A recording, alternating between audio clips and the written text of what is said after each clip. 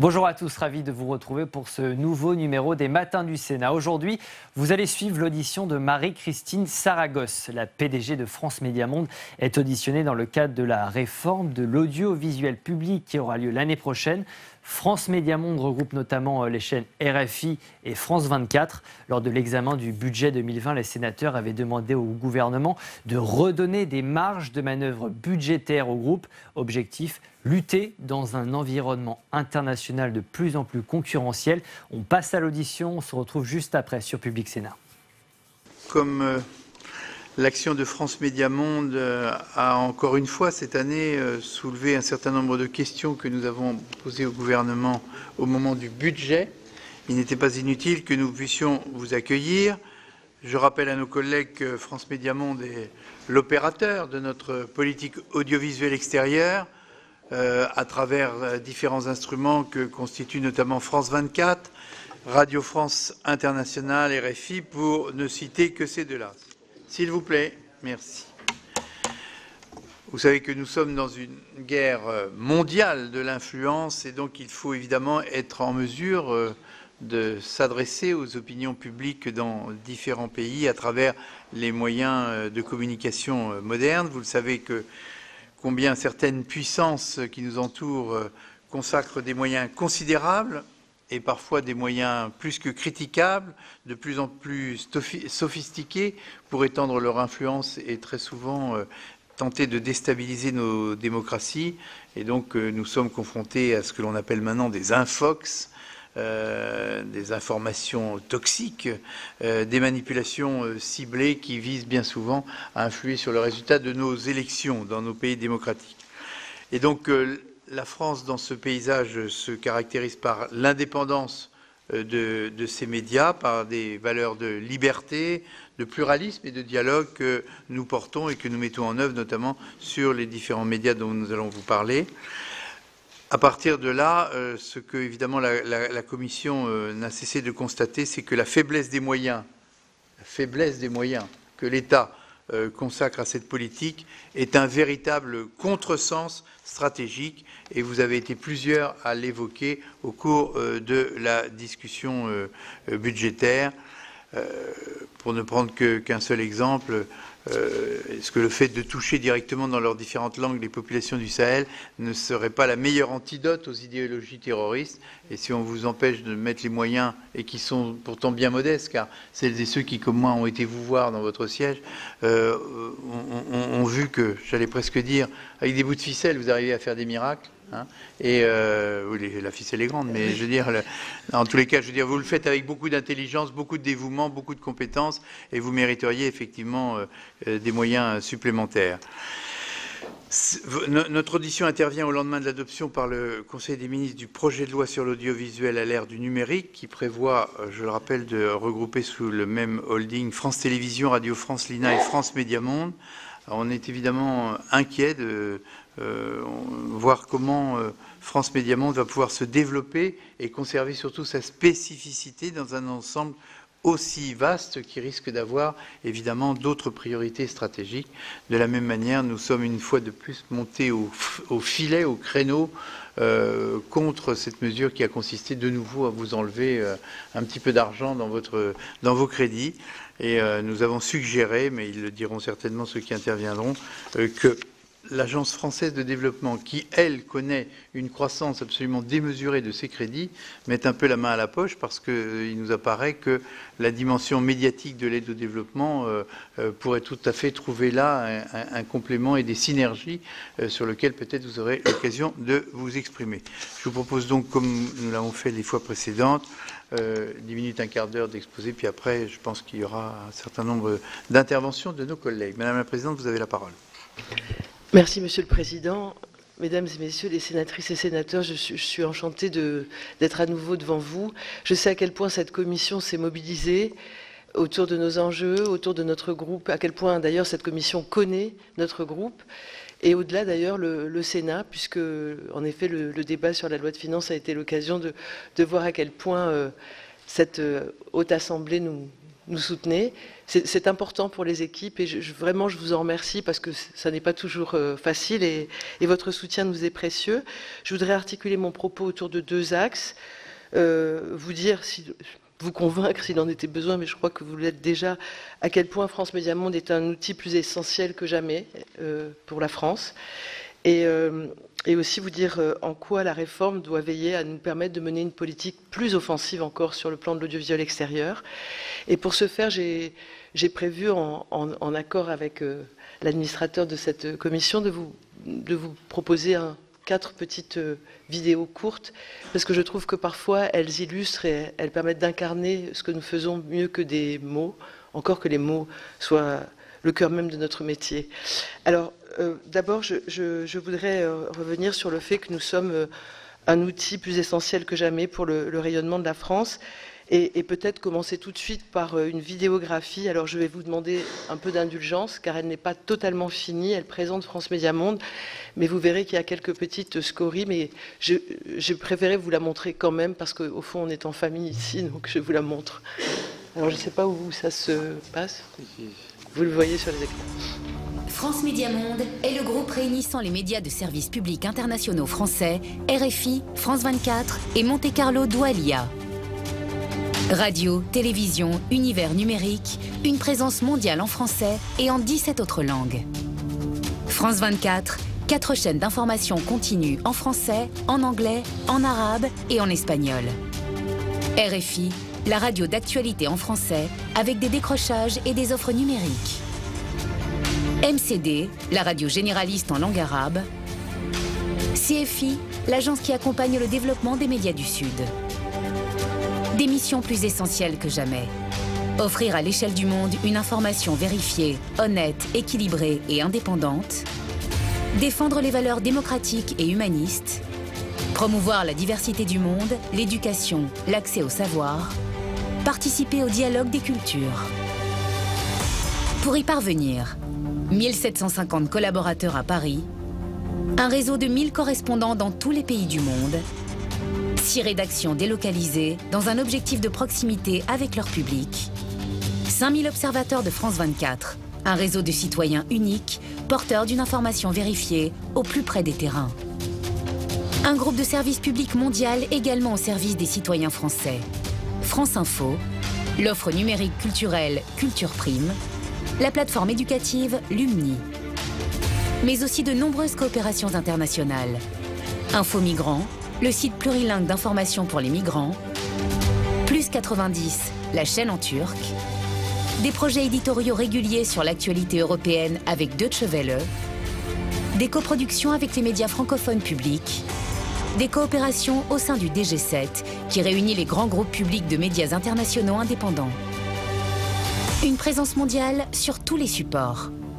385 millions de foyers TV raccordés, 2,8 millions de chambres d'hôtel, une diffusion dans les aéroports de Paris et à bord des avions Air France notamment, mais aussi dans toutes les grandes organisations internationales. Plus de 180 relais FM dans le monde pour RFI et MCD, et 1700 radios partenaires qui reprennent leurs programmes. 12 sites web, 20 applications mobiles, 270 comptes et pages sur les réseaux sociaux, sur les plateformes de visionnage et d'écoute en ligne.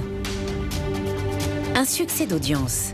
176 millions de contacts chaque semaine en télévision, en radio et sur le numérique. En 2018, 900 millions de vidéos et de sons lancés dans les environnements numériques.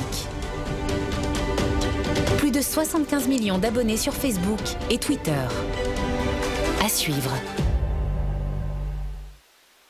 Voilà, vous voyez que les bouts de ficelle permettent quand même de faire des choses et on était fiers de pouvoir montrer cette vidéo en anglais au G7, c'est-à-dire le groupe qui réunit les deux G7, tous les médias internationaux, occidentaux, on va dire. On l'a montré parce que même si on a des difficultés, la France, ça compte, et France Médias Monde, ça compte. Donc ça, c'est le côté clair de la force. Et je voudrais revenir sur donc, ces résultats très positifs. Je voudrais revenir sur quelques idées peut-être qui circulent parfois et qui me semblent dangereuses parce qu'elles sont fausses. D'abord, l'information se consomme toujours principalement en direct et en linéaire, et non pas sur le numérique majoritairement. Vous avez vu, on a 176 millions de contacts hebdo, il y en a 130 qui sont en linéaire. Et c'est en forte croissance. Ce sont les chiffres 2018 parce qu'on consolide toujours une fois l'année révolue. Donc 2019, on ne les a pas en linéaire, mais 130, plus 26 millions d'une année sur l'autre, mais une croissance de 28% sur le linéaire. Donc ça, c'est important de l'avoir en tête, même si le numérique croît, évidemment. Mais les deux croient en même temps. Donc faut pas lâcher un des vecteurs. Deuxième chose, nos audiences sont en forte croissance et RFI et France 24 confirment leur succès en Afrique francophone, où nous avons un rôle écrasant, même effrayant pour des médias, tellement il est lourd de responsabilités. Nous sommes en tête des classements de notoriété et d'audience. Plus de la moitié de la population francophone écoute et regarde RFI et France 24 en Afrique francophone, donc, et nous touchons les jeunes, contrairement à certaines idées qui pourraient circuler. L'âge moyen pour France 24, c'est 32 ans. Et l'âge moyen pour RFI, c'est 35 ans. Et parmi ceux qui, en Afrique francophone, consomment et RFI et France 24, ou l'un des deux, 28% ont moins de 25 ans. Donc nous sommes des médias jeunes. Alors, dans quel contexte évoluons-nous ? Le président l'a dit, je vous en avais parlé d'ailleurs quand j'étais venue, c'est une guerre froide de l'info, et ça se confirme. Et parfois, elle est même plus que froide.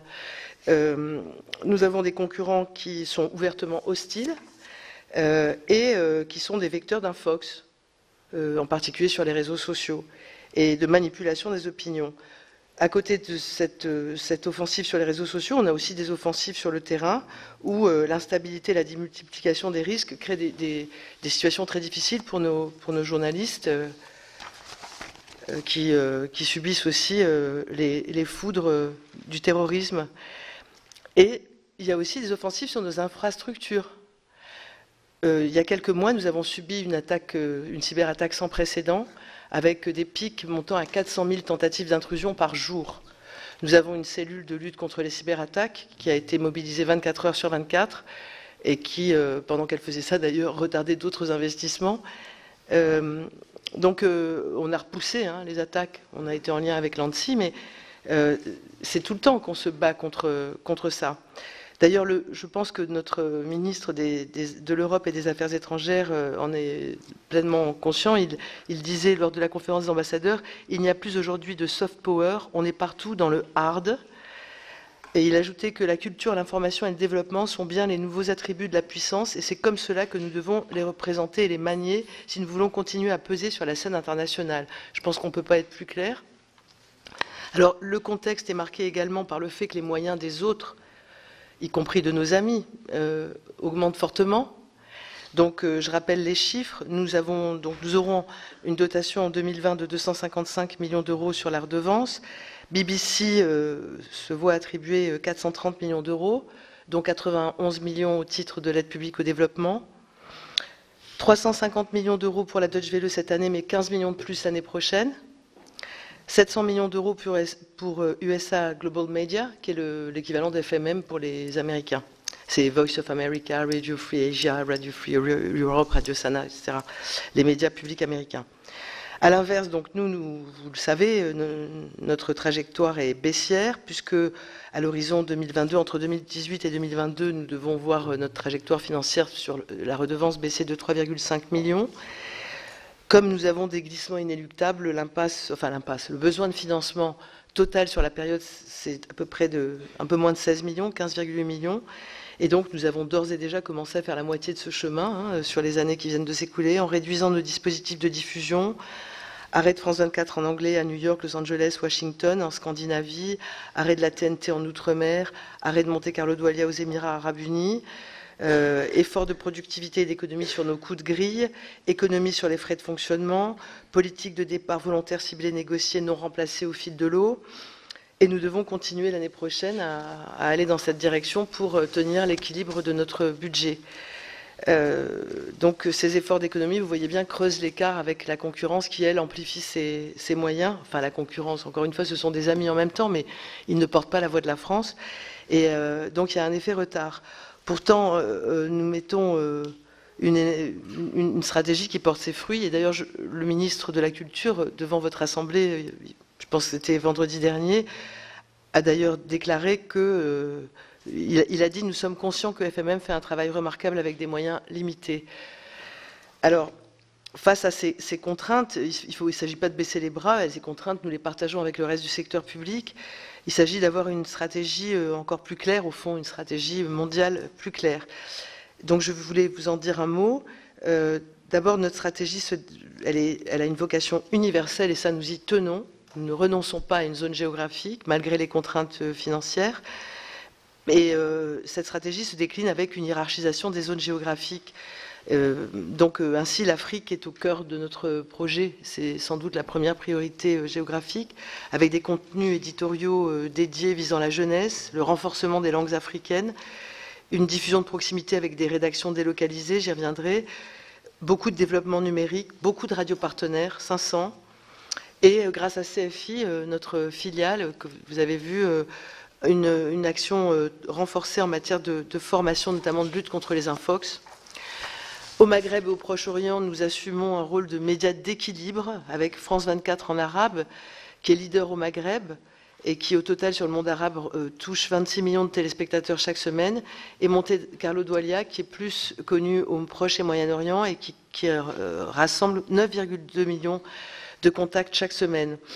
Malheureusement, nous devons fermer Chypre, le centre émetteur d'ondes moyennes, puisque les Américains s'étant retirés, c'était impossible de compenser les 1,3 million de pertes liées à leur départ et de couper ailleurs pour maintenir Chypre.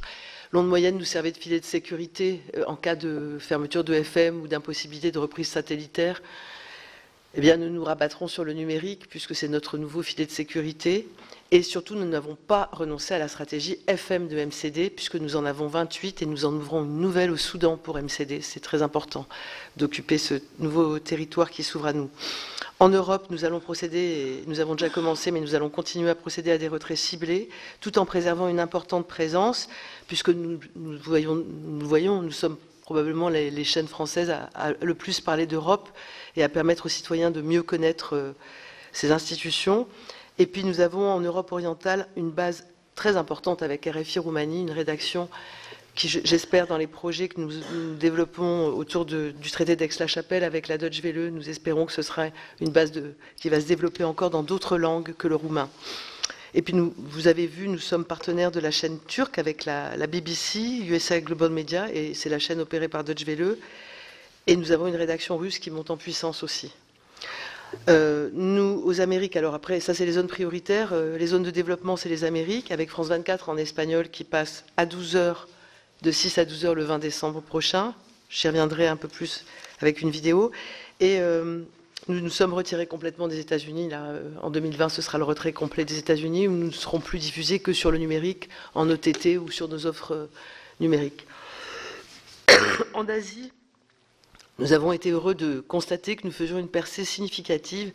Cette zone incontournable des grands émergents est très intéressée par France 24, notamment au Vietnam. Mais au total, nous avons signé 40 nouveaux contrats de distribution en Inde. Et nous touchons, en 2018, nous touchions 12 millions de téléspectateurs chaque semaine, ce qui est une vraie percée, puisqu'on a commencé par 1 million. Donc c'est assez fulgurant. Et nous avons des liens de proximité grâce à nos rédactions en chinois, vietnamien et khmer, qui font beaucoup de résultats sur le numérique en particulier. Voilà pour la hiérarchisation des zones de présence. S'agissant des axes stratégiques éditoriaux, c'est évidemment l'essentiel, puisque c'est ce qui nous distingue du reste de nos concurrents. 4 axes. D'abord, une info de référence qui inspire la confiance du public et qui lutte contre les infox. C'est la priorité des priorités pour nous. C'est notre métier, d'ailleurs, proposer une information vérifiée, honnête, équilibrée et indépendante. C'est l'essence même de notre existence, parce que beaucoup de zones en sont privées. Nous nous sommes lancés à corps perdu dans la lutte contre les infox grâce à nos rédactions parisiennes, mais aussi grâce aux 1000 correspondants, mais aussi aux 5000 observateurs que vous avez vus tout à l'heure. Ce sont des citoyens engagés. Et nous avons une rédaction qui vérifie ce qu'ils font remonter comme information. Je vous prie de m'excuser. Nous diffusons beaucoup d'émissions de lutte contre les infox, notamment Info Intox ou Les Dessous de l'Infox. Nous faisons beaucoup d'éducation aux médias. 1500 élèves touchés pendant la semaine des médias à l'école, partout dans le monde, parce que nous allons dans les lycées français. Nous sommes partie prenante à des projets dédiés avec CFI, notamment Verifox pour l'Afrique, mais avec Facebook. Nous avons participé au démantèlement de 50 faux comptes qui distribuaient des fausses infos à Madagascar, en Côte d'Ivoire, en RCA. Et tous nos projets, par exemple Info Migrants ou le projet Inter, c'est-à-dire le projet qui va viser les jeunes Européens avec la Deutsche Welle, vise à lutter contre les infox, et notamment dans la bande sahélienne. Je parle en présence de Jean-Marie Bockel et j'en profite pour vous saluer du fond du cœur. D'ailleurs, c'est bon. Il y a eu des horreurs qui ont été dites à la suite de la mort de nos 13 soldats. Nous avons fait intervenir immédiatement le général Lecointre, qui a rétabli la vérité, et nous avons diffusé ça, disséminé ça partout. Nous avons 30 syndications en Afrique, dans cette zone, et puis nous avons évidemment notre présence sur Facebook, sur Twitter, partout, pour établir la vérité. Et le travail continue actuellement même, où des fausses photos, enfin, c'est affreux ce qui se passe en ce moment. Ce qu'il y a, c'est qu'on n'a pas les outils dans les langues locales. On n'a pas de gens formés à la lutte contre les infox en peul et en mandingue, par exemple, qui sont des langues essentielles. Alors j'aimerais bien qu'en urgence, on puisse se renforcer là, en ce moment. Je vais revenir sur les langues africaines, je vais vous montrer un petit film. La promotion de la francophonie dans un monde plurilingue, c'est une évidence. Il ne faut pas opposer francophonie et monde plurilingue. Au contraire, ça se renforce mutuellement. En matière de francophonie, d'abord, on crée un bain linguistique. Vous avez vu 176 millions de contacts hebdo. Il y en a 1 sur 2 qui se fait en français. Ce qui veut dire qu'il y en a 1 sur 2 qui se fait en langue étrangère. Mais nous parlons en langue étrangère de la France et de la francophonie. Nous avons beaucoup de ressources d'apprentissage du français à partir de 20 langues étrangères, donc pour des grands débutants. Sur notre site RFI Savoir. Nous sommes partenaires et travaillons en lien étroit avec l'OIF. Je peux avoir un... Et nous sommes partenaires aussi de la saison Afrique 2020 pour l'année prochaine. Dans mon sac. Pardonnez-moi, décidément, entre les embouteillages et le froid, je ne suis pas dans ma meilleure forme. Ensuite, en matière de plurilinguisme, nous développons dans plusieurs langues. D'abord, un petit mot de France 24 en espagnol, puisque nous venons d'apprendre que nous étions autorisés et que notre Conseil a voté à l'unanimité. C'était lundi que le Conseil, à la distance, a clos ses votes. Et donc, nous avons eu l'unanimité pour passer à 12 heures. Et je voudrais vous montrer ce que ça donne France 24 en espagnol.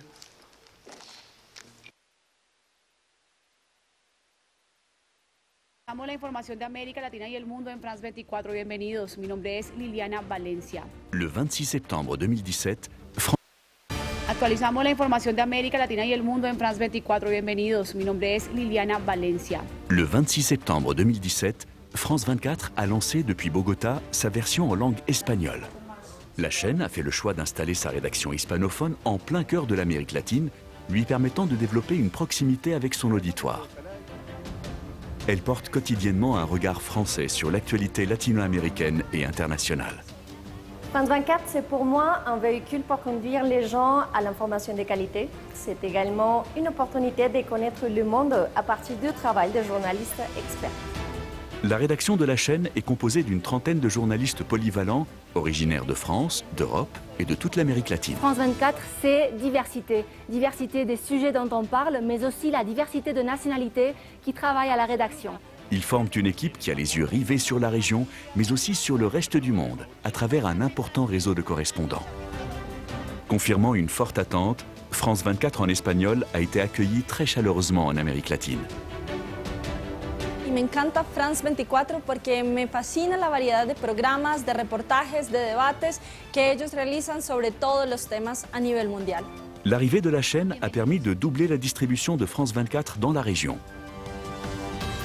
Sur ses univers numériques, France 24 en espagnol cumule 4,4 millions de visites depuis janvier 2019.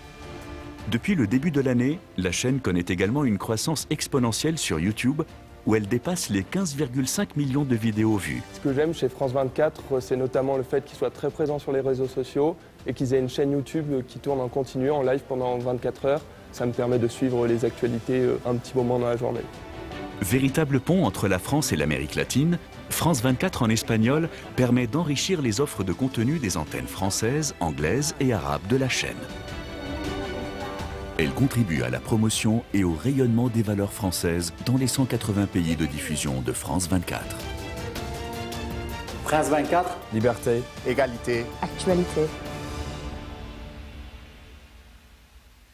Donc on espère, avec ce passage à 12 heures qui est réclamé par les câbles opérateurs, d'augmenter encore plus notre impact dans la zone, qui est très francophile et qui connaît une dynamique économique qui peut nous intéresser, mais aussi des mouvements politiques parfois inquiétants. Et donc du coup, notre chaîne a beaucoup de succès, et y compris auprès des femmes, ce qui est intéressant pour une chaîne d'info continue, puisqu'elle est très engagée dans la lutte contre les féminicides qui sont malheureusement monnaie courante en Amérique latine.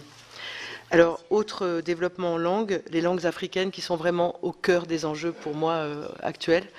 Et nous avons le mandingue, le haoussa et le swahili avec des rédactions. Et nous avons commencé le Peul grâce à CFI, qui nous a permis de commencer avec un premier magazine en Peul. Le Peul, pour moi, c'est la priorité des priorités maintenant. Il faut parler Peul, c'est la langue des opposants dans la bande sahélienne. Et donc, si on laisse des contre-vérités, en plus, c'est une langue qui peut antagoniser les gens, qui peut créer des phénomènes génocidaires. Donc, il faut impérativement qu'on en parle plus. Là, pour l'instant, on en parle 26 minutes par semaine. Alors, ça a un succès retentissant. On a 37 000 messages qui arrivent chaque fois qu'on fait notre magazine. Et vous allez voir, je suis allée installer à Dakar la rédaction mandingue et le début du Peul, qu'on espère développer dans les années qui viennent.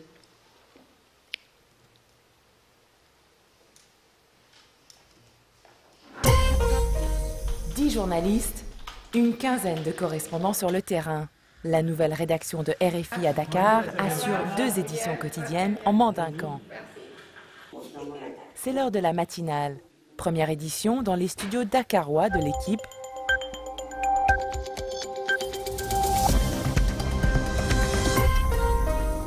La rédactrice en chef est à pied d'œuvre depuis 5 heures du matin. Benaï Traoré. 10 minutes d'information en direct de Bamako à Ankara. On est axé sur l'actu international tout en ne laissant pas de côté l'actualité africaine, quand même essentiellement aussi l'actualité de l'Afrique de l'Ouest, des zones où RFI Mandinkan est diffusé. Le week-end, place au magazine de la rédaction en mandinkan et en fulfulde. Notre objectif à travers l'émission, c'est de donner la parole aux jeunes Africains qui ont aussi besoin de s'exprimer. La plupart du temps, c'est en français qu'on le fait, mais cette fois-ci, on a opté de le faire dans nos langues. Une trentaine d'émetteurs FM permet à la rédaction bilingue de cibler les auditeurs de 10 pays différents. Le tout grâce à un important dispositif technique. Les instruments qu'on a, les logiciels qu'on a appris sur lesquels les gens bossent, c'est exactement les mêmes qu'on a ici. Vous voyez la parabole derrière.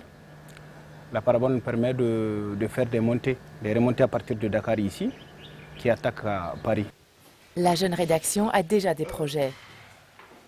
Les ambitions, c'est de développer encore plus les journaux et l'antenne en mandinkan, en diffusant le week-end par exemple, et ainsi que le soir, dans la semaine.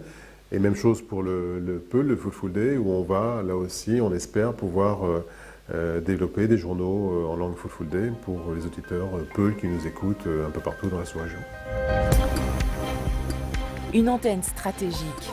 Près de 80 millions d'Africains parlent mandinkan ou fulfulde, autant de potentiels auditeurs.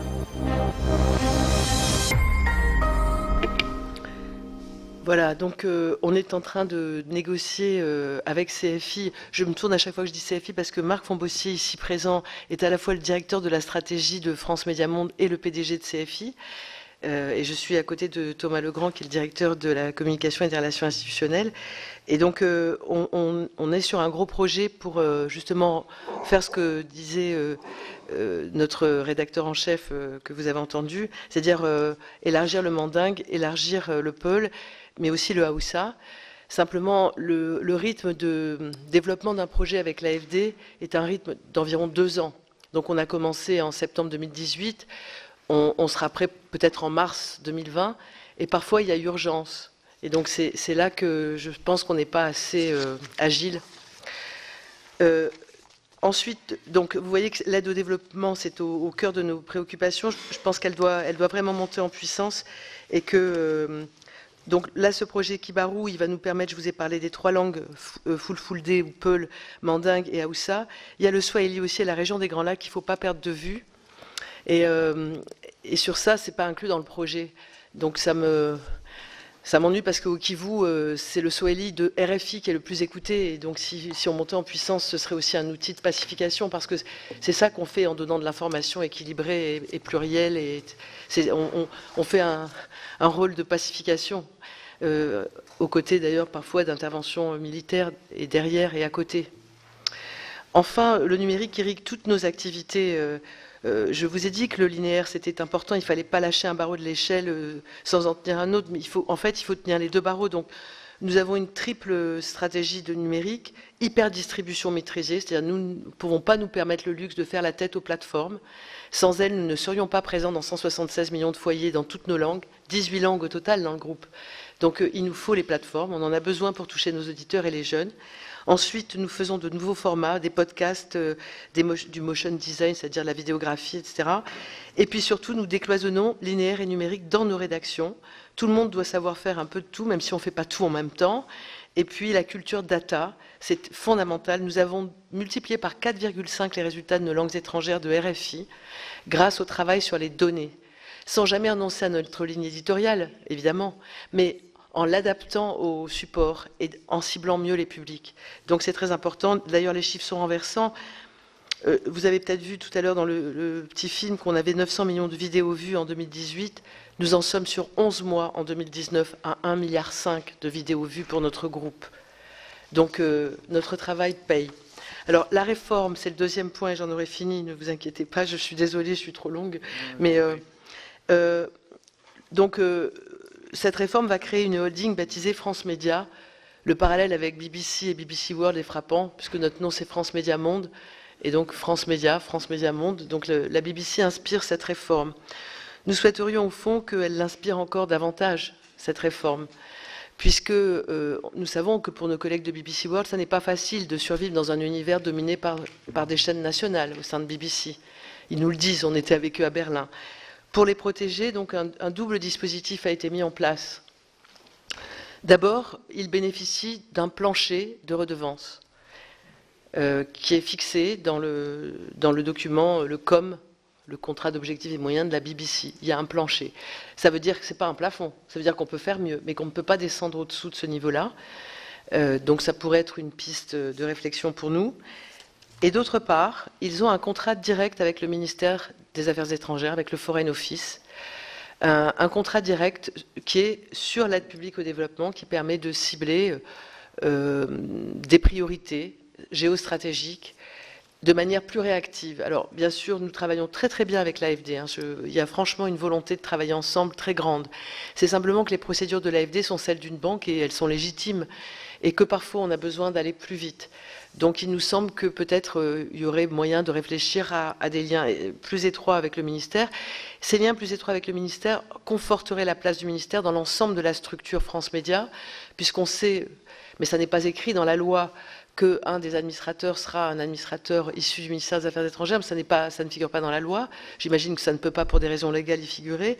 Mais il me semble que le ministère, en s'investissant plus directement, pourrait davantage, du coup, piloter les enjeux internationaux au sein de la structure, qui forcément sera dominée par les enjeux nationaux. Donc c'est pourquoi nous prônons un financement mixte et un plancher de redevances. Et puis, par ailleurs, nous pensons développer de nouvelles synergies avec nos collègues avec lesquels nous travaillons fort bien. Et nous pensons pouvoir apporter à l'ensemble de ce groupe un angle d'attaque, être le vecteur des ressources de l'international à travers nos contenus internationaux que nous fournissons d'ailleurs déjà dans France Info, des contenus numériques de type podcast que nous travaillons déjà avec Radio France qui a un grand projet où nous serons partenaires, des contenus en langues étrangères que nous apportons à l'UMNI, par exemple, la plateforme éducative du secteur public, des coproductions documentaires, la protection des correspondants ensemble avec Radio France, la formation internationale que nous développons, notamment en lien avec l'INA, et notamment dans la lutte contre les infox. Voilà, donc nous pensons que nous pouvons apporter notre pierre à l'édifice, et puis nous voulons continuer à poursuivre surtout les partenariats à l'international avec la Deutsche Welle. J'ai fait allusion à un projet inter qui figure dans le traité d'Aix-la-Chapelle. Il y aura d'autres projets, notamment avec Arte et peut-être d'autres aussi, France Télévisions, ARD. Mais il nous semble que ce projet inter qui vise les jeunes Européens fragiles, pas ceux d'Erasmus, dans leur langue nationale, peut avoir un vrai rôle pour l'avenir de l'Europe et de la lutte contre les infox. Et pour finir, je voudrais rendre hommage à nos équipes, sans lesquelles rien de tout ça ne serait possible, qui prennent des risques, qui vont sur des terrains dangereux, qui se forment, qu'il s'agisse des équipes parisiennes, des équipes d'envoyés spéciaux, des équipes de correspondants, et pour montrer ce qu'est leur vie et qui ressemble peut-être à des formations d'autres types de métiers, vous allez voir. Je voulais juste vous mettre un petit film sur eux, sur ce qu'ils font pour couvrir le monde entier, faire qu'il y ait une information libre à peu près partout et qu'elle soit sur nos antennes. Voilà.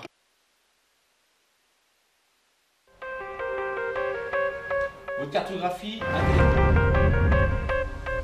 Récupérez votre PC. On donne tous les liens en garbo. Ok, d'accord. Par derrière de 50 mètres, 30 mètres.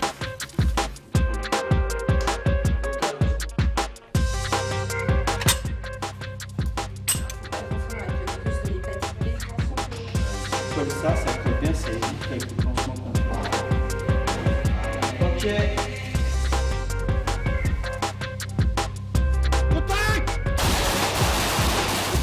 Ça va aller, hein.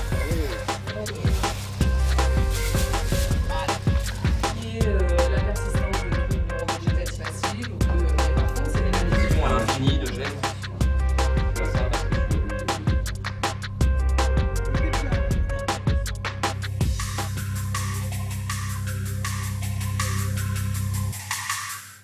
Voilà, je vous remercie. Merci Madame la Présidente, merci à la fois des éléments que vous nous avez exposés qui sont illustrés de manière très claire par les présentations vidéo que vous montrez, qui démontrent amplement qu'avec des moyens assez restreints, vous arrivez à couvrir néanmoins des zones d'influence, et ça ne rend qu'encore plus inquiet les membres de la Commission de voir que chaque année on vous rabote une partie de vos crédits, et c'est vrai que cette réforme qui va vous engloutir dans un ensemble beaucoup plus large, qui ont des priorités qui sont assez différentes des nôtres, enfin des vôtres plus exactement, nous inquiète aussi. Les deux rapporteurs, pour quelques mots, Joëlle Garriaud-Mellam, Raymond Vall. Merci beaucoup, Madame la Présidente, chère Marie-Christine Saragosse. Moi, je voudrais d'abord, surtout, et je suis sûre que tous les membres de la Commission et mon co-rapporteur seront d'accord, vous remercier et vous féliciter de ce que vous faites avec vos équipes. Cela fait des années que je suis le travail de France Média Monde, de notre audiovisuel extérieur. Et ce que vous avez accompli ressemble vraiment à un miracle avec vos équipes, parce qu'avec vraiment tellement peu de moyens, vous avez réussi à vous développer d'une manière absolument exceptionnelle. Et je sais que c'est dû essentiellement à votre courage, à celui de vos équipes, à votre engagement sur le terrain, et vraiment vous méritez d'être salué. Alors, et je crois vraiment qu'en termes d'objectifs et de moyens, si on parle du COM, cette situation budgétaire est vraiment alarmante. Et cela a été souligné lors de la discussion budgétaire au Sénat récemment, puisque la semaine dernière, puisqu'en fait, si le COM avait été respecté, c'est 10 millions d'euros que vous auriez en plus, alors qu'on ne cesse de vous raboter ces crédits. Et ça, c'est vraiment inadmissible, parce que c'est vraiment aujourd'hui que nous avons besoin de développer notre audiovisuel extérieur. Et je voudrais vous remercier aussi pour votre courage et surtout ce que vous avez fait dans la lutte contre les infox depuis de nombreuses années. Vous avez été précurseur, et je dois vous dire qu'il y a un mois, vous êtes intervenu devant ma commission sur la dimension civile de la sécurité à l'OTAN, et que tous nos parlementaires étrangers ont été extrêmement impressionnés par la qualité de votre travail et surtout votre anticipation et votre travail sur cette lutte contre les infox et les cyberattaques qui ne cessent de se développer.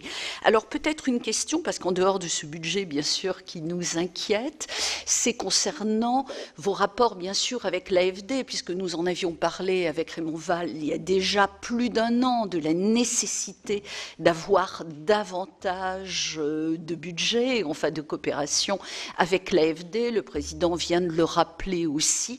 Est-ce que vous pourriez nous en dire un petit peu plus? Et au niveau de la synergie aussi, nous avons beaucoup d'inquiétude, parce qu'on présente, enfin la synergie de ce holding, on nous présente ce holding comme pouvant apporter de plus grandes synergies, mais les synergies, elles existent déjà. Alors comment peut-on aller au-delà? Et une seule présence au sein du conseil d'administration de la holding qui aura 13 membres, c'est quelque chose qui nous inquiète aussi, parce que nous avons très peur que l'audiovisuel extérieur et France Média Monde soient un petit peu noyés et n'arrivent pas à véritablement s'imposer, notamment pour les questions budgétaires et de contenu. Merci. Merci Joël Raymond Vall. Merci Monsieur le Président. Mais moi, je voudrais également, Madame, vous remercier, vous féliciter, même si chaque intervention de votre part et de votre équipe confirme notre sentiment que nous avons d'injustice et en même temps d'impuissance à essayer de faire prendre conscience de ce qui a été rappelé. Quand on entend le général de Villiers confirmer que la force n'est pas suffisante pour gagner la paix, donc chaque fois que nous avons rapporté, tous nos collègues ont approuvé ces rapports et ces positions. Malheureusement, nous sommes un peu impuissants, je regrette. Donc vous avez répondu en partie sur le développement des langues locales, donc je n'y reviendrai pas. Et moi aussi, je voudrais vous demander comment nous pouvons vous protéger au sein de cette holding qui va se mettre en place et comment nous pouvons préserver ce budget qui est misérable, mais qu'il faut absolument faire progresser. Donc ma question est de savoir comment pouvons-nous vous aider dans la future holding pour que nous puissions sauver cet audiovisuel extérieur et lui consacrer le budget auquel il a droit. Je vous remercie. Alors, quelques collègues vont maintenant ajouter des questions minutes. Jacques Lenay. Oui, merci Monsieur le Président. Madame la Présidente, je tiens tout d'abord à vous remercier pour votre brillante présentation. Ma question portera en effet également sur France Média. En effet, cette holding chapeautera les médias publics dont les dirigeants ne seront plus nommés par le Conseil supérieur de l'audiovisuel, mais par une instance de direction collégiale. Quel est, Madame la Présidente, votre ressenti personnel face à cette centralisation prévue pour 2021? Mais je voudrais aussi souligner un autre point. Votre institution s'efforce de diffuser un certain nombre de valeurs qui nous sont chères. Parmi celles-ci, il figure l'éducation aux médias. En partenariat avec l'Éducation nationale, France Média Monde forme une vingtaine d'enseignants en cette question. Vous avez d'ailleurs souligné votre démarche auprès de la jeunesse. Comment pourriez-vous renforcer votre collaboration avec le ministère de l'Éducation nationale afin de promouvoir encore plus l'éducation aux médias auprès de notre jeunesse? Merci Jacques. René Danesi. Oui, merci Président, Madame la Présidente Directeur Général.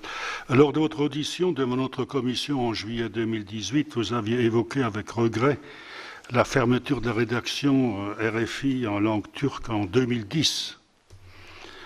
Or, nous savons tous que la Turquie est historiquement assez francophile et c'est ainsi que le Code civil turc de Mustafa Kemal Atatürk avait en son temps de très grandes ressemblances avec le nôtre. Et même si beaucoup de changements ont eu lieu ces derniers temps, la langue française et la France, d'une façon générale, gardent une place importante en Turquie. Et la prestigieuse université de langue française de Galatasaray en Istanbul en est un bon exemple. Je le connais un peu puisque mon fils y a enseigné. Et donc ma question est très simple. Est-ce que la rédaction RFI en langue turque a-t-elle des chances, malgré les difficultés budgétaires qui sont les vôtres, d'être réouverte à court ou à moyen terme? Merci René. Gilbert-Luc Devina. Oui, merci Monsieur le Président, merci Madame la Présidente Directeur Générale de votre présentation. Un témoignage, nous avons été quelques-uns, 4, à nous rendre en Colombie et aller dans les studios de France 24 et on a pu mesurer avec la plus grande satisfaction l'engagement, l'enthousiasme, cette volonté de développer de vos équipes. Merci à vous et à vos équipes. 3 questions, mais vous les avez abordées dans votre exposé. Vous avez parlé des cyberattaques. TV5, en 2015, avait fait l'objet de hackers qui, a priori, seraient russes. Mais ma question, c'est pourquoi vous avez été ciblé? La deuxième, c'est de revenir peut-être, ça m'intéresse en tant que membre de l'association parlementaire de la francophonie, d'avoir une évaluation de votre action dans l'apprentissage du français, pour apprendre le français. Et puis, vous avez parlé, au regard des prévisions budgétaires, vous êtes conduite à faire des choix, vous avez parlé de certains choix prioritaires, et en creux, qu'est-ce qui est laissé un peu de côté? Merci. Merci Gilbert. Yannick Vaugrenard. Oui, merci Monsieur le Président. Merci beaucoup Madame la Présidente de votre exposé touchant à plusieurs reprises. Je veux revenir sur l'intervention de France Média Monde, plus particulièrement sur la zone africaine et au Sahel. Ça a été déjà dit, le fait d'intervenir militairement est bien évidemment essentiel. Nous payons un très lourd et triste tribut. Mais il y a l'intervention également qui doit être faite contre une idéologie qui est absolument mortifère. C'est ce que j'appellerais le combat idéologique. Or, France Média Monde n'intervient pas seulement au niveau de la France. Moi, je serais tenté de dire c'est démocratie Média Monde, notamment dans la lutte contre l'infox. Et du coup, dès lors qu'on se dit que c'est démocratie Média Monde, comment ne pas imaginer, déjà nous intervenons militairement au Sahel pour le compte, je le considère que beaucoup de démocraties, notamment les démocraties européennes. Est-il possible, selon vous, d'imaginer une participation financière de l'Union européenne au fonctionnement de France Média Monde? Parce que nous intervenons aussi pour les pays de l'Union européenne comme nous le faisons militairement. Merci Yannick. Olivier Cadic. Merci Président. Oui, la stabilité de nos démocraties est menacée par la diffusion massive, souvent orchestrée de fausses nouvelles, fake news, appelées infox. Et je voudrais vous féliciter effectivement pour votre engagement pour lutter contre ces infox. Vous l'avez très bien décrit, c'est une guerre qui nous est faite, c'est un outil de guerre. Et vraiment, votre action est déterminante justement sur ce terrain. La question, c'est est-ce qu'on peut lutter seul? On est d'accord, donc les médias internationaux doivent aussi nous aider à lutter contre ces phénomènes. Et ma question, c'est quelle est votre stratégie d'alliance avec les médias qui appartiennent à la sphère démocratique? Est-ce que vous avez identifié des objectifs communs sur lesquels vous allez travailler? Un autre point, je suis passé à Djibouti en début d'année et on a fait valoir l'interdiction d'émettre pour RFI, qui a fait place à un média en français, réalisé par les Chinois. Donc ce sont eux qui émettent en français, qui fournissent l'information en français, qui se sont substitués à RFI, ce qui peut donner aussi l'impression que c'est une continuité, alors que ce sont d'autres qui parlent à notre place. Est-ce qu'il y a d'autres terrains comme ça en Afrique où nous sommes menacés en fait de devoir nous retirer parce que nous n'aurions plus le soutien des autorités locales? Je vous remercie. Merci Olivier. Jean-Pierre Vial. Oui, rapidement, Madame la Présidente. D'abord, vous avez évoqué vous-même les enjeux avec l'AFD en qualité de rapporteur avec ma collègue Marie-Françoise Pérol-Dumont, rapporteur de l'aide au développement. On ne manquera pas peut-être très prochainement de se rapprocher de vous pour évoquer ce sujet. Ma question, je vous l'avais posée il y a un an, en Île-de-France, un bassin de 10 millions d'habitants, on ne peut pas écouter FM Monte Carlo d'Aluya. Est-ce que les choses ont évolué depuis? Est-ce que vous avez une réponse différente? Merci Jean-Pierre. Enfin Pierre Laurent. Oui, bonjour Madame la Présidente, merci de votre présentation. Vous avez évoqué dans les pistes possibles l'idée d'un plancher de redevance. Est-ce que vous pouvez nous en dire un peu plus et notamment à quel niveau vous situez éventuellement ce plancher de redevance? Puisque si on veut porter cette idée-là, ce serait utile. Et en lien avec ça, qu'est-ce que vous attendez ou qu'est-ce que vous craignez ou du débat sur l'audiovisuel public, qui sera un des grands débats parlementaires du semestre à venir. Voilà, Madame la Présidente, quelques questions. Merci, Monsieur le Président. Alors, je vais essayer de ne pas être redondante. Certaines questions se font écho, mais alors, peut-être de façon générale sur la problématique des financements de la loi, du plancher de redevance, etc. Je veux d'abord dire que en tant que Société nationale de programme, nous sommes solidaires de nos collègues des autres sociétés qui subissent aussi des économies parfois extrêmement lourdes, et que donc je ne voudrais pas apparaître ici comme quelqu'un qui se désintéresserait du reste du secteur. Ça n'est pas du tout ça l'idée. Bien sûr, l'État est sous contrainte budgétaire, et donc je ne suis pas sûre non plus que ce soit de gaieté de cœur que la trajectoire qui nous est donnée soit à la baisse. Voilà, donc quelque part, nous sommes tenus à la solidarité. Après, il est vrai que ces mesures arrivent alors que notre groupe a déjà eu un train de réforme que d'autres sociétés n'ont pas encore eu à réaliser. Je pense à la fusion, à déjà des plans de départ importants. Je pense au fait que nous travaillons 24 heures sur 24 avec donc du coup de la masse salariale et nous produisons tout ce que nous faisons. Nous avons une rigidité de gestion puisque je ne peux pas tout d'un coup m'amuser à demander à un journaliste persan d'aller parler en espagnol ou même à un Français, un journaliste francophone de parler anglais. Parfois ça ne peut pas passer pendant très longtemps un accent à l'antenne, surtout en radio par exemple. Donc vous voyez qu'il y a des spécificités, il y a beaucoup de correspondance sur le terrain. Tout ça fait que, tout en étant solidaire, je veux simplement attirer l'attention sur certaines spécificités qui ne sont pas familières quand on vit en France au quotidien, et que évidemment on a ce prisme-là. Si ces spécificités n'étaient pas prises en compte, les dégâts pourraient être beaucoup plus importants que ce que ça peut apparaître quand on raisonne en pourcentage seulement. Donc c'est pour ça que j'insiste. Mais je ne veux pas me désolidariser, ni du ministre, ni des ministres, ni de mes collègues des sociétés nationales de programme. Donc c'est douloureux, mais je me dis que voilà, donc on est obligé de le faire. Donc l'enjeu pour moi, c'est d'essayer de le faire le plus intelligemment possible pour que ça ait le moins d'impact négatif possible pour notre pays. Alors, dans ce cadre-là, c'est pourquoi j'attire l'attention en effet sur l'histoire du plancher de redevance, parce que il se trouve que quand je suis sortie de mes études, la première chose qu'on m'a donné à faire, ça s'appelait encore le SJTI. Certains d'entre vous se souviennent peut-être de ce qui désignait à l'époque le ministère de la Communication. J'ai fait le décret de défilialisation de RFI, qui était une filiale de Radio France. Et comme exposé des motifs, on pourrait probablement le retrouver. Enfin, c'était pas une loi, hein, mais c'était en conséquence d'une loi. C'était le fait que l'international ne devait pas être la variable d'ajustement du national. Mais comment en vouloir? Je me projette dans le temps et j'imagine le patron ou la patronne de cette holding sous la pression des médias nationaux, parce qu'on est en France, parce qu'il y a des producteurs qui ont besoin de financement, parce que l'information de proximité, c'est essentiel aussi pour les élus, pour la cohésion sociale, pour tout ça.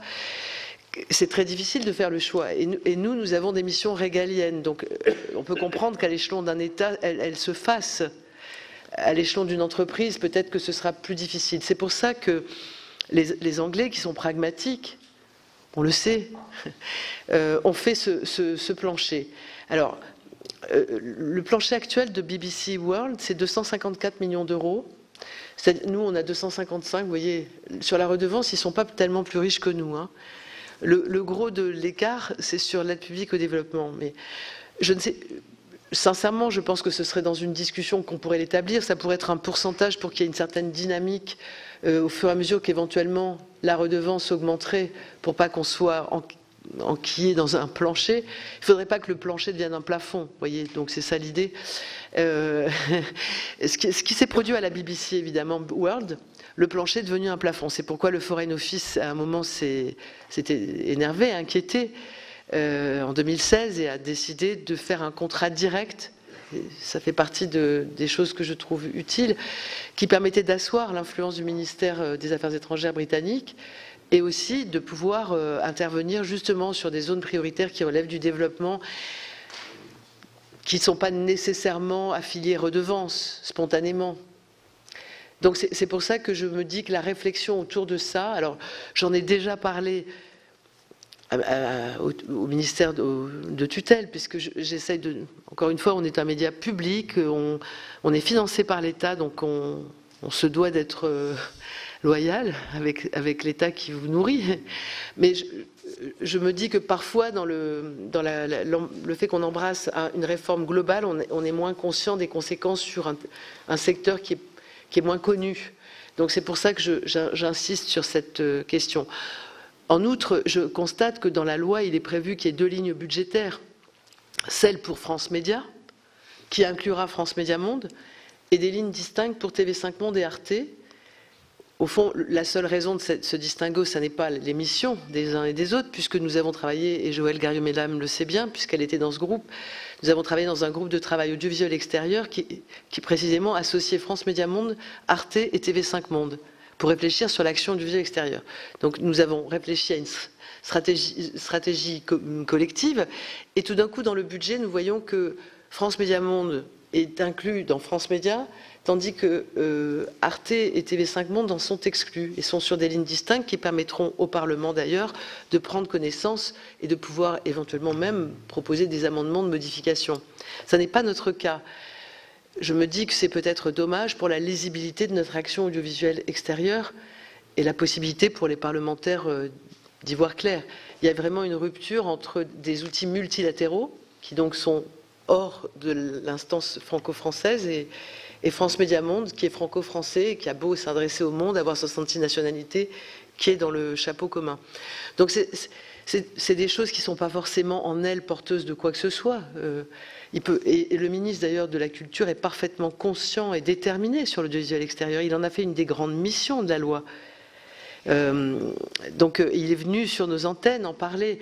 Je pense qu'il n'y a rien aucun mépris, au contraire, une vraie mobilisation de notre ministre de la Culture, bien sûr celui des Affaires étrangères.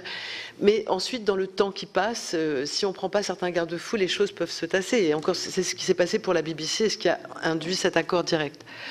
Donc voilà, sur les missions que prévoit la loi, elle indique bien l'audiovisuel extérieur, en même temps elle indique d'autres missions comme la proximité, l'éducation, la culture, le fait de s'adresser aux jeunes, que nous cochons toutes. Il ne faudrait pas penser que nous sommes limités. Dans l'action audiovisuelle extérieure, il y a tout le reste. Et la proximité, vous en avez vu un exemple avec Dakar. Nous allons au plus près de nos publics.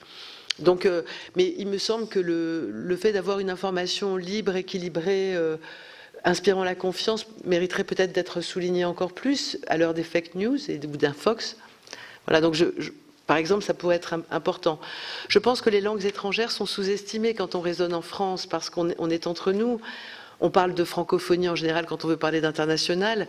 De là à penser que notre influence s'étend en langues étrangères et que nous avons un contact sur 2 qui se fait dans ces langues étrangères et que nous créons de la francophilie, qui est la première étape à la francophonie. C'est important de le savoir. J'entends encore dire parfois, mais enfin, que vont-ils faire avec les langues étrangères? Nous sommes là pour défendre la francophonie. Défendre la francophonie dans un monde multilingue, c'est parler aussi les langues étrangères. Je sais bien que cette commission en est convaincue, mais tout le monde ne l'est pas encore. Donc, voilà. Donc, alors, sur l'AFD, je veux redire que le travail est remarquable, ce qu'on fait avec l'AFD, avec des équipes à l'écoute qui ont... Et on a commencé grâce à CFI avec Média Sahel, le succès de ce que nous faisons, je pense, a aussi contribué à fluidifier le rapport. Mais par essence, puisque c'est une banque et c'est normal, elle ne peut pas du jour au lendemain décider qu'on se lance tout d'un coup au Nord-Mali pour former des radios. Ça, c'est le centre de crise du ministère des Affaires étrangères qui peut le faire, et on l'a fait d'ailleurs, on vient de le faire.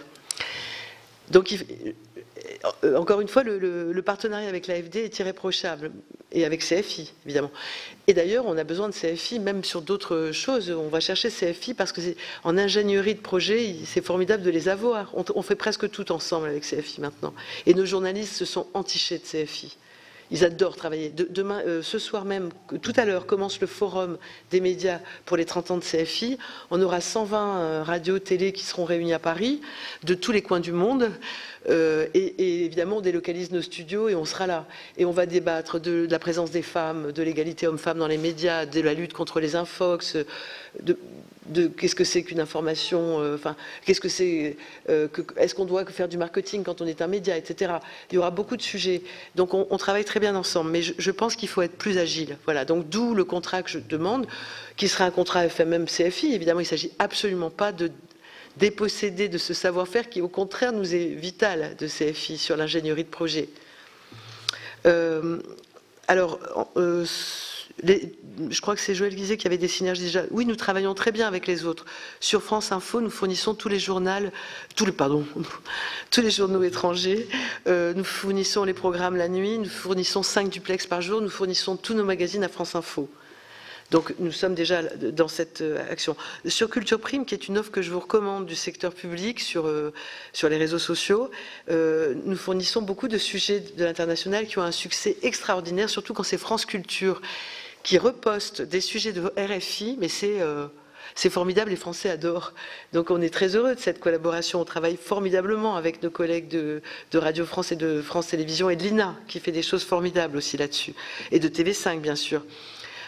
Sur l'UMNI, nous allons apporter dans l'UMNI tous nos contenus d'apprentissage du français avec les 20 langues étrangères en interface, des contenus en langues étrangères pour l'apprentissage des langues étrangères par les petits français, de l'éducation aux médias également, et des contenus de savoir en matière internationale, historique, culturelle, etc.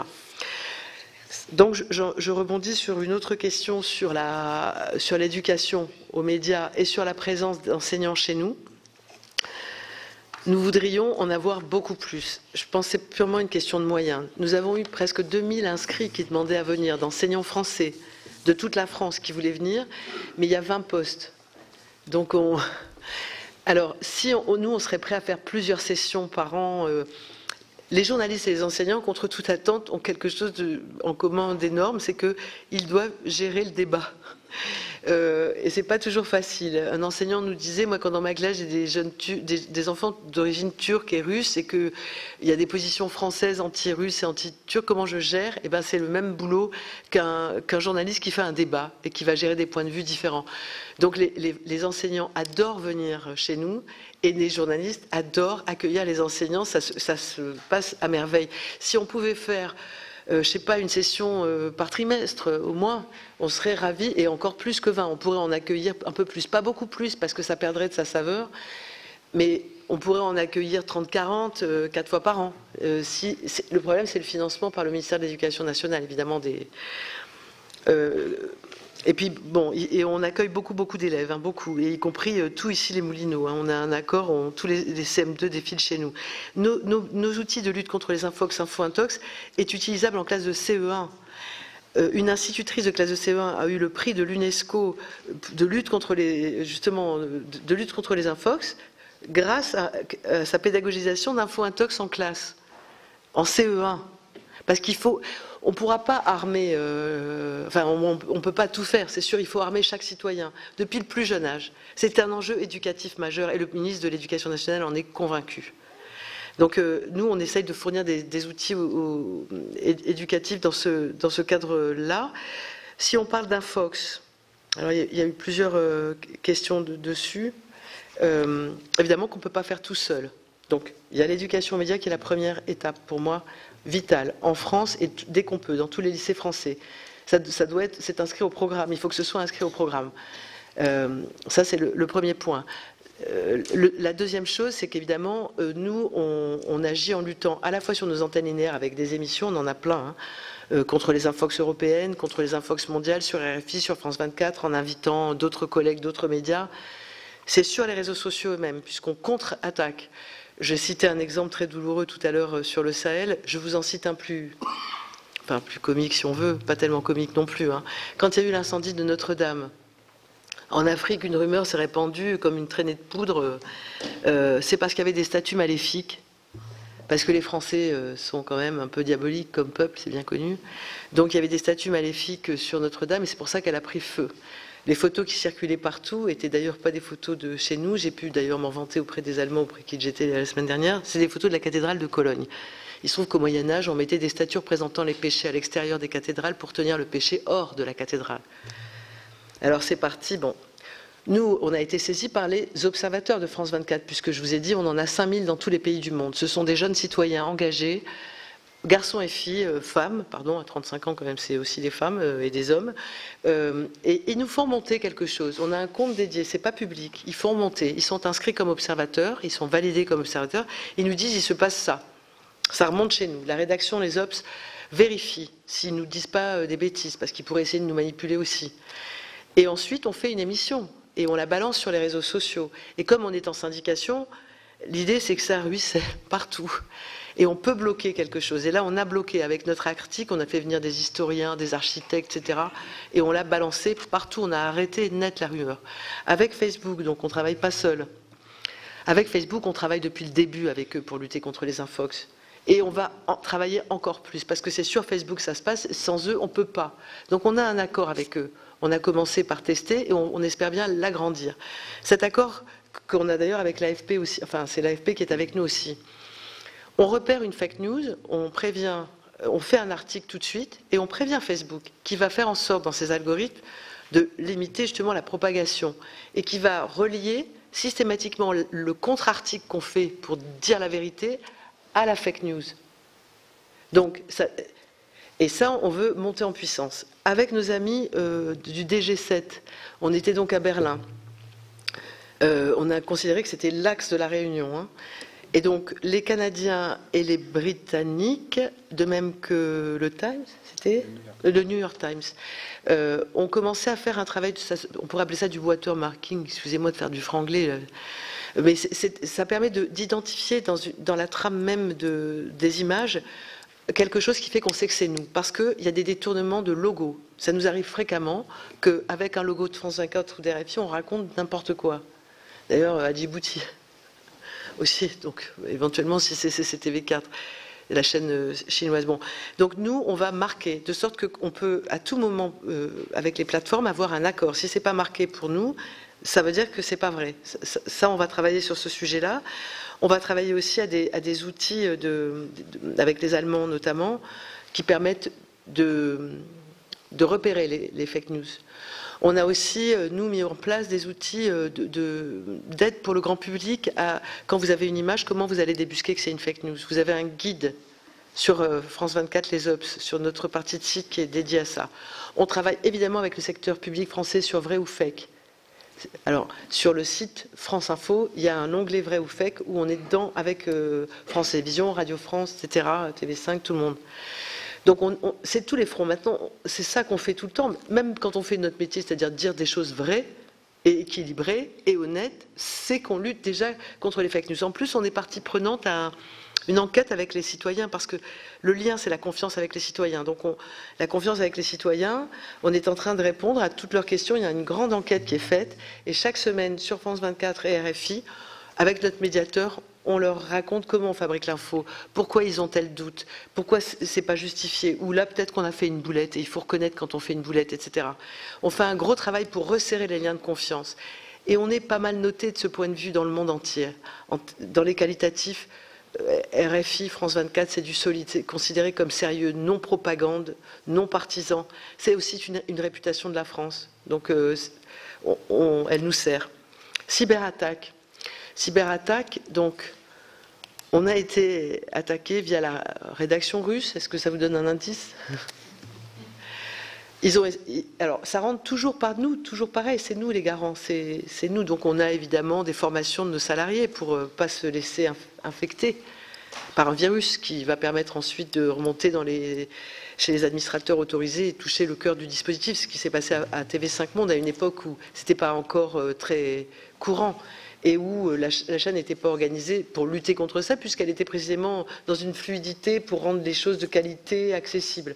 Donc ils ont pu rentrer jusqu'au cœur du dispositif. Chez nous, non, mais ils ont fait une violente attaque qui était de même niveau que celle qu'a subie TV5.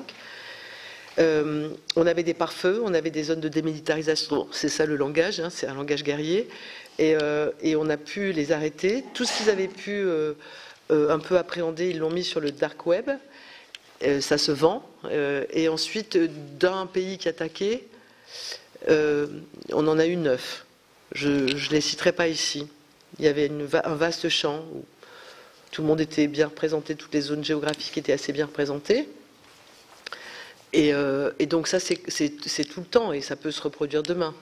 Et moi, ce que je me dis parfois en voyant certains États africains, c'est que s'il y a à la fois une manipulation en fake news, en infox, massive, avec des faux comptes, comme je vous disais tout à l'heure, 50 comptes qu'on a démantelés avec Facebook, et une cyberattaque sur le système bancaire, sur le système de moyens de paiement des hôpitaux, le gouvernement, la communication. Je me demande, et c'est ce que j'ai dit dans la commission de l'OTAN, si ce n'est pas la nouvelle arme nucléaire du XXIe siècle, et si on ne peut pas mettre à terre un pays fragile avec cette double attaque. Donc je pense que c'est très sérieux, et nous, on est en première ligne sur ces questions. Alors je regarde, qu'est-ce que j'ai pas dit? J'ai parlé valeur, collaboration renforcée. Alors, la Turquie, donc on n'aura pas de rédaction turque. On participe à la chaîne turque. Plus 90, enfin, c'est la chaîne avec le préfixe de la Turquie avec les Allemands. Je ne crois pas qu'on soit dans que l'État considère que ce soit une priorité, mais on est très bien reçu en anglais. France 24 fait un petit tabac en Turquie quand même. Donc, et la chaîne turque marche pas mal aussi. Et on a beaucoup d'interviews, en Turquie, ça marche en anglais. Malgré la francophilie, c'est plus en anglais que ça marche. Alors, Colombie, on a parlé de la cyberattaque. Je regarde que si j'ai de l'intelligence artificielle à mes côtés qui peut supporter mon intelligence, je regarde. Ah oui, démocratie, médiamonde, oui, c'est un terme qu'on a noté, on va le réutiliser, c'est très joli. Pour les financements sur l'Union européenne, on en a déjà. Hein. On répond à beaucoup d'appels d'offres, et par exemple Info Migrants, qui est le site qu'on a fait avec les Allemands de Deutsche Welle et l'ANSA italienne, est financé intégralement par l'Union européenne. Et le projet Inter dont je parlais tout à l'heure, qui figure dans le traité d'Aix-la-Chapelle avec nos amis allemands, ne pourrait exister que si c'est l'Union européenne qui finance ce site, qui consisterait en plusieurs langues, qui peuvent aller jusqu'à l'ensemble des langues européennes, voire en incluant le russe ou le turc, qui ne sont pas à proprement parler des langues de l'Union. Ça consiste à permettre à tous les jeunes Européens d'échanger dans leur langue maternelle avec des systèmes de traduction et des thématiques qui leur sont chères, comme par exemple le développement durable, enfin le réchauffement climatique, tous les enjeux autour du développement et de l'écologie, mais la tech, mais aussi le travail, mais aussi sur plein de sujets. Ce que fait l'Europe, qu'est-ce que c'est l'Europe, et de lutter contre justement les contre-informations qui circulent en permanence sur l'Europe. Et c'est un dispositif assez sophistiqué qui vise que les réseaux sociaux et qui permettrait par exemple à un jeune agriculteur portugais qui aurait décidé, grâce à une aide européenne, de se lancer dans telle opération, de la raconter en étant filmée, même en vidéo, en texte, et du coup qu'elle puisse être traduite d'un coup en roumain pour accéder à un jeune roumain qui lui est désespéré parce qu'il pense que tout le monde l'a abandonné. Et c'est une façon d'avoir un discours de conscience sur l'Europe, de vérité, mais pas désespéré et pas nécessairement populiste. Voilà, donc c'est un gros projet, on aurait des aides européennes. Qu'est-ce que j'ai pas mis d'autre, Julien? Oui, alors, par rapport à des financements européens sur la logique sahélienne, c'est possible. C'est possible qu'on en ait. Moi, je me dis que si je n'arrive pas à trouver sur financement français la montée en puissance du Swahili, parce que là, on est sur, je vous ai dit, 3 langues, hein, le Peul, le Mandingue et le Haoussa, la langue de Boko Haram. Je pense qu'on pourrait quand même regarder côté européen pour monter en puissance avec le Swahili, on était à Dar es Salaam jusqu'ici, on va à Nairobi, on installe des studios un peu plus forts pour avoir un pôle vraiment, parce que du coup, on aurait un pôle à Nairobi, un pôle à Dakar, un pôle à Lagos. On a 3 pôles en Afrique où on peut faire aussi de la formation, de la montée en puissance. Et donc je pense que sur le Swahili, si on n'a pas de financement français, il n'est pas impossible qu'on aille voir côté européen. Je crois qu'ils sont très conscients qu'au Kivu, il faut faire quelque chose. Et on a en plus, j'ai oublié de vous dire une chose, les clubs RFI, c'est quelque chose de remarquable. Dans la lutte contre Ebola, le club de Goma, donc c'est des auditeurs d'RFI qui se réunissent en club, ils ont fait une BD extraordinaire de prévention qui a permis de calmer le jeu entre le personnel soignant qui est parfois carrément tué, hein, parce que autour de la maladie, on raconte les pires choses, que c'est une maladie qui est envoyée par l'Occident, etc. Donc, il y a beaucoup de pratiques qui sont contraires à la lutte et à la prévention. Donc ils ont fait une BD extraordinaire, des jeunes Africains. Et là, on va la porter d'ailleurs à l'OIF. Et on espère bien, c'est un outil de prévention majeur, formidable, fait par des jeunes Africains via le club RFI. Donc on peut faire beaucoup de choses dans cette zone. Donc on ne peut pas lutter seul, ça je l'ai dit, contre les infox. Vous avez cité l'action des Chinois, j'ai cité celle des Russes. Qui ne parlent pas en français parce qu'ils adorent la langue française. Pas seulement, en tout cas. Donc, sur l'APD, alors, sur MCD en France, nous n'y sommes pas encore autrement que sur nos offres numériques, mais nous avons récemment été interrogés sur l'intérêt d'une telle présence d'MCD de manière ciblée sur le DAB+, qui offre plus de possibilités que les FM purs. Donc il est possible que ce sujet soit réétudié. Alors je ne sais pas si j'ai été assez claire sur le niveau plancher de la redevance et de l'apport. Ça va? Oui, je pense que je vous ai... Est-ce que j'ai répondu à tout? J'ai l'impression... Je pense à peu près, oui. Bon. Voilà. Si jamais il y avait des questions auxquelles je n'ai pas répondu, de toute façon, vous savez bien que vous êtes toujours les bienvenus pour m'appeler. Voilà, j'invite régulièrement nos collègues à venir vous voir parce que c'est vrai, il y a une dimension visuelle au siège. C'est vrai. Et c'est-à-dire c'est vraiment tout à fait passionnant de voir comment vous utilisez vos moyens. Et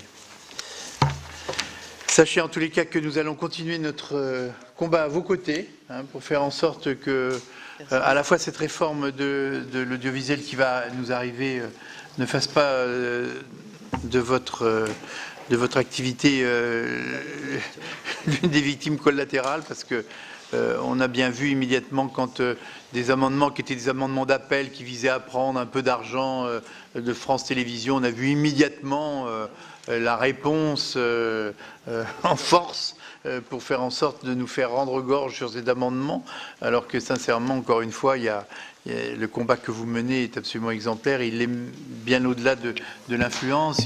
Il permet d'apporter une réponse cohérente et constructive au terrorisme. Enfin, il y a beaucoup d'aspects qui nous intéressent, nous, et dans les régions qui sont évidemment soumises à des troubles importants.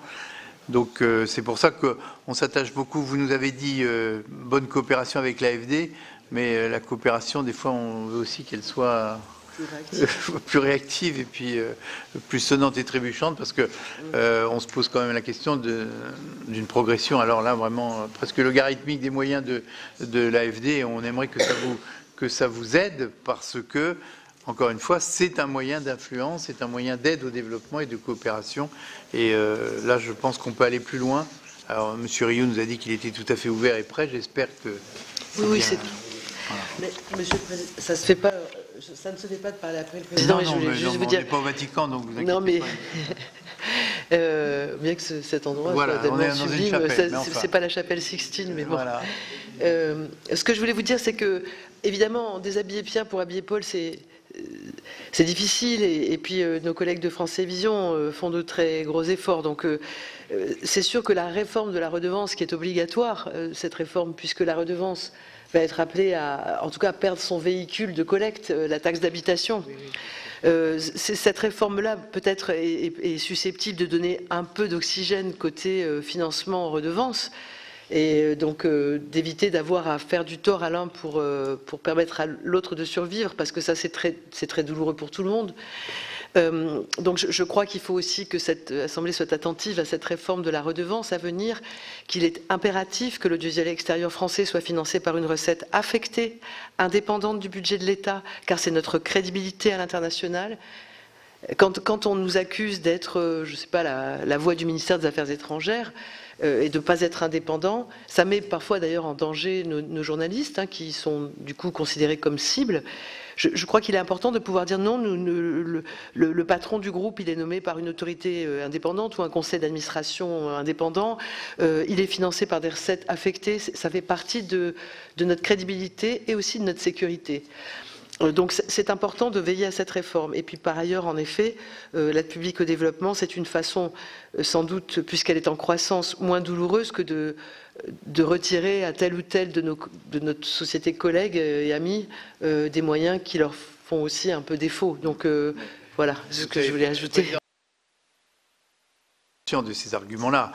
Simplement, si vous voulez, on utilise les moyens budgétaires à notre disposition qui ne sont pas si nombreux que cela parce que vous êtes toujours menacé par l'article 40, par tout un tas de choses. Donc il faut bien prendre quelque part pour le remettre ailleurs parce que si vous présentez des amendements augmentant purement et simplement vos crédits, ils ne passent même pas le seuil de la discussion. C'était pas une critique. Donc, non, mais c'est pour vous dire que la réforme de la redevance voilà. sera plus souple. C'est simplement pour dire, vous l'avez exposé au début de votre propos, que vos principaux partenaires, et parfois vos concurrents, augmentent eux leurs moyens. Et nous, chaque année, on a l'impression de voir une contraction de ces budgets. Et c'est ce qui nous agace, quoi, vous voyez, au bon sens du terme. C'est-à-dire qu'on est un peu énervé. Voilà, c'est pour ça qu'on essaie de multiplier nos déclarations dans ce domaine, et les ministres qui se succèdent nous font toujours des réponses très apaisantes, mais après Bercy repasse et puis revoit les choses différemment. Merci infiniment, Présidente, en tous les cas pour cet exposé. Les films qui montrent... oui, c'est très bien. Non, mais c'est très bien. Moi, je suis très preneur dans les commissions de toucher un peu la réalité. Sans ça, ce ne sont que des dossiers. Ben oui. Voilà. Et on ira vous voir, moi je suis déjà venu. J'étais du reste l'autre jour chez vous pour une interview, mais moi on m'interviewe que quand il y a des malheurs dans le monde. Alors évidemment c'est pas très drôle. C'est le principe de l'info, c'est une rupture de normalité. Donc, voilà. Mais en tous les cas... Vous êtes tous les bienvenus, évidemment. C'est avec un grand bonheur qu'on vous accueillerait. Et je pense que vous avez senti l'approbation, les félicitations, les encouragements que notre commission vous adresse. Merci infiniment. Je vous remercie. Voilà, vous venez donc de suivre l'audition de Marie-Christine Saragosse. La PDG de France Médias Monde estime notamment que son groupe est un outil stratégique essentiel pour le rayonnement de la France. Elle réclame en conséquence davantage de moyens. Je vous rappelle que cette audition intervient alors que la réforme de l'audiovisuel public a été présentée par le ministre de la Culture, Franck Riester, la semaine dernière et qu'elle sera examinée, cette réforme, par l'Assemblée nationale au mois de février prochain. C'est la fin de cette émission. Merci de l'avoir suivi. Prochain rendez-vous sur l'actualité parlementaire et politique cet après-midi avec Rebecca Fitoussi. Vous pouvez revoir nos programmes sur notre site internet publicsénat.fr. Je vous souhaite une excellente journée sur Public Sénat.